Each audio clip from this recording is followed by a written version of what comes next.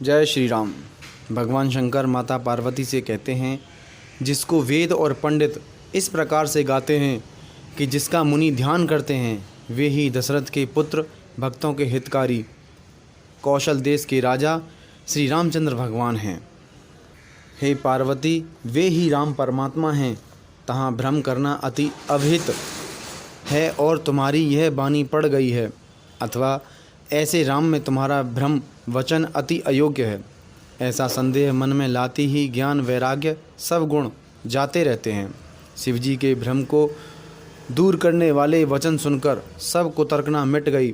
श्री रामचंद्र जी के चरणों में प्रीति और विश्वास हुआ और कठिन टेढ़ी भावना मिट गई। बारंबार प्रभु के चरण कमलों को पकड़कर अपने कमल से हाथ जोड़ पार्वती मानो प्रेम रस में ऐसे सुंदर वचन बोली। चंद्र किरण सम आपकी वाणी सुनकर क्वार की धूप के समान मेरा भारी मोह मिट गया। हे कृपालु, आपने सब संदेह हर लिया। श्री रामचंद्र जी का स्वरूप मुझे जान पड़ा। हे नाथ, आपकी कृपा से मेरा दुख मिट गया और प्रभु के चरण प्रसाद से सुखी हुई। अब आप मुझे अपनी दासी जानिए, यद्यपि मैं स्वभाव से मूर्ख स्त्री हूँ। पहले जो मैंने पूछा था सो कहिए। हे स्वामी, मेरे ऊपर प्रसन्न हो तो यदि श्री रामचंद्र जी ब्रह्म आनंद स्वरूप, अविनाशी, सबसे रहित और सबके हृदय में वास करने वाले हैं, तो हे स्वामी, उन्होंने मनुष्य शरीर क्यों धारण किया? हे वृषकेतु, वह आप मुझे समझाकर कहिए। पार्वती के परम पवित्र वचन सुने तो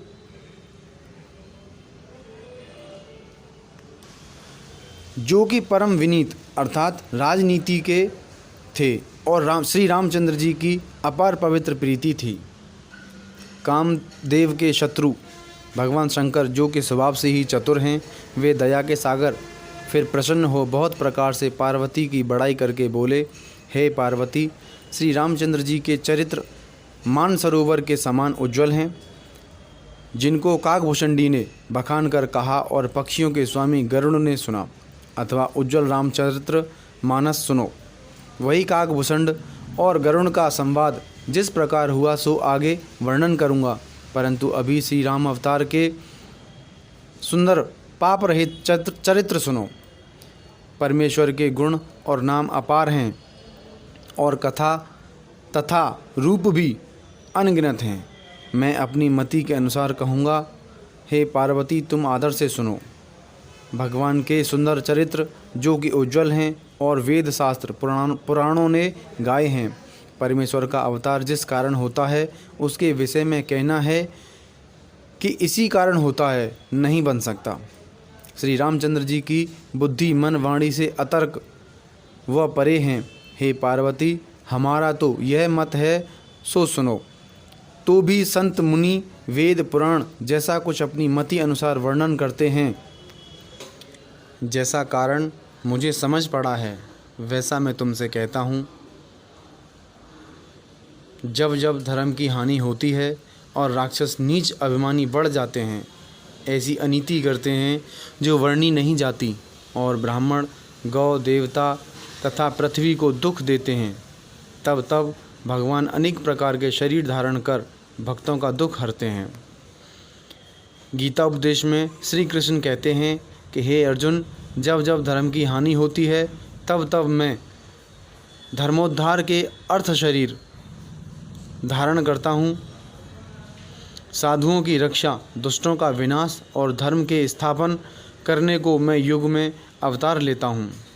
राक्षसों के मारने, देवताओं की स्थिति और वेदों की मर्यादा रखने को राम का अवतार लेता हूँ, जो कि जगत में बड़ा यश विस्तार करता है। यही राम के जन्म का हेतु है। वही भगवान का यश गा गा कर भक्तजन संसार को तर जाते हैं। कृपा सागर श्री भगवान अपने भक्तों के हेतु शरीर धारण करते हैं।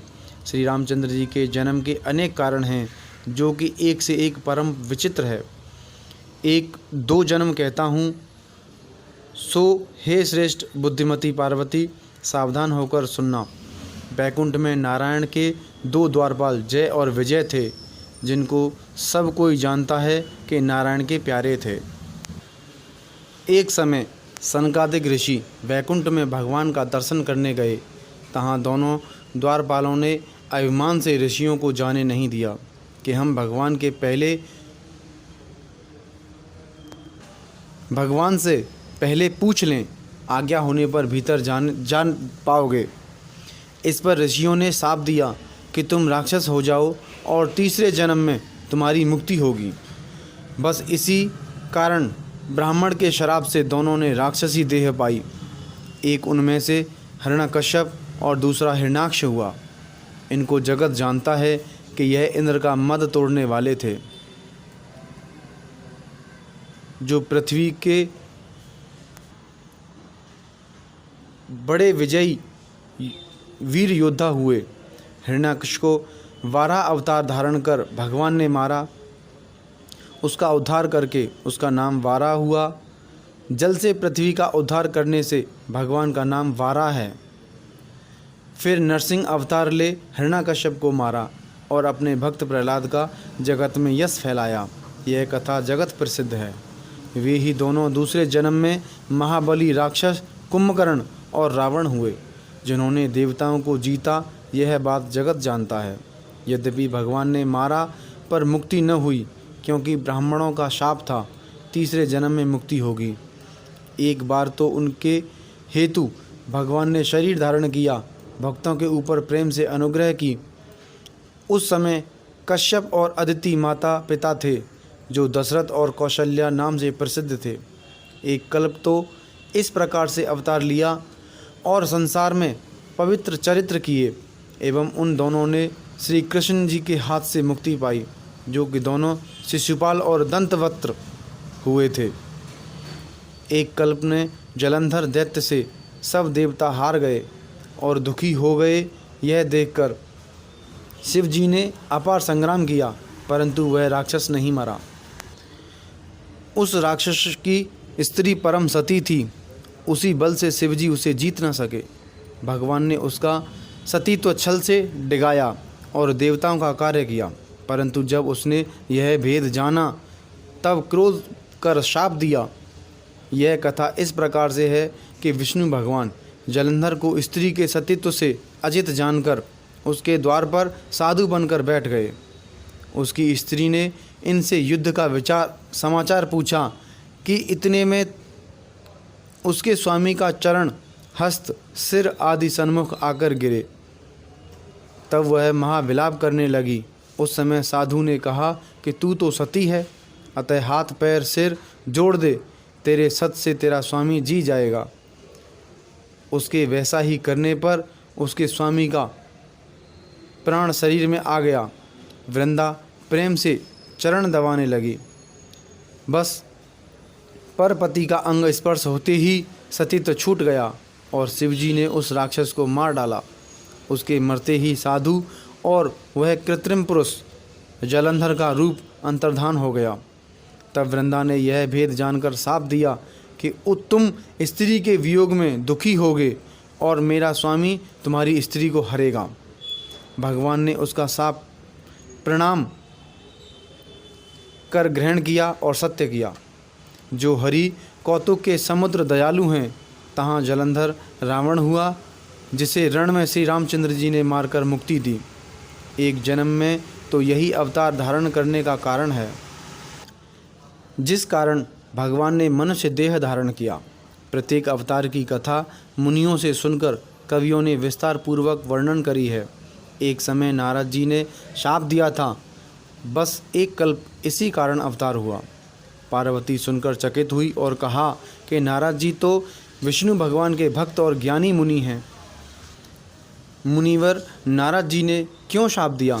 लक्ष्मीपति भगवान ने क्या अपराध किया था? हे शिवजी, यह कथा मुझसे कहो। मुनि के मन में मोह होना बड़े अचरज की बात है। तब शिवजी हंसकर बोले, कोई ज्ञानी